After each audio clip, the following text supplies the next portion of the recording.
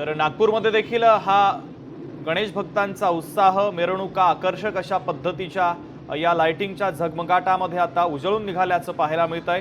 ज्ञानेश्वर पवार आपले प्रतिनिधी अधिकचे अपडेट नागपुरातून आपल्याला देतात।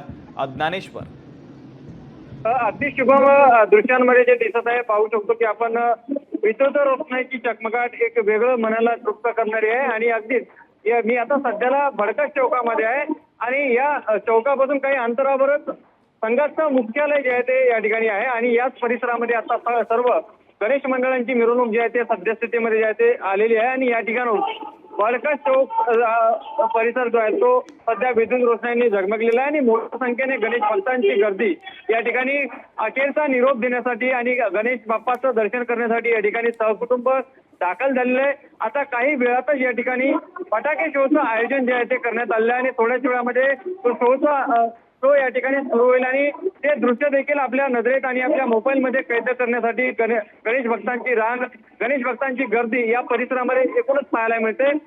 महाल भागातील हा भडकस चौक परिसर आहे आणि अगदी काही अंतरावर राष्ट्रीय स्वयंसेवक संघाचं मुख्यालय देखील याच परिसरामध्ये आहे आणि या परिसरातून आपण जर पूर्ण परिसर जर बघितला तर विद्युत रोषणाईने जे आहे तो एकूणच जे आहे ते चकमकीत असा दृश्य सध्या स्थितीमध्ये एकूणच पाहायला मिळते आणि मोठी गणेश भक्तांची गर्दी या परिसरामध्ये गणेश बाप्पाला अखेरचा निरोप देण्यासाठी सहकुटुंब छोटे बच्चे कंपनीला सुद्धा सोबत घेऊन या ठिकाणी जे आहे ते सध्याला उपस्थित दर्शनास दिसते आणि थोड्याच वेळामध्ये या ठिकाणी फटाके शोला जे आहे ते सुरुवात होणार आहे आणि तो क्षण आपल्या नजरेत कैद करण्यासाठी या ठिकाणी गणेश भक्त सध्याला आतुरतेने वाट पाहत आहे। शुभम, ज्ञानेश्वर, आपण पाहतोय काहीतरी आगळं वेगळं रूप या गणेश मिरवणुकांचं आपल्याला सध्या पाहायला मिळतंय नागपूरमध्ये, कारण लाइटिंगचा देखील झगमगाट आहे।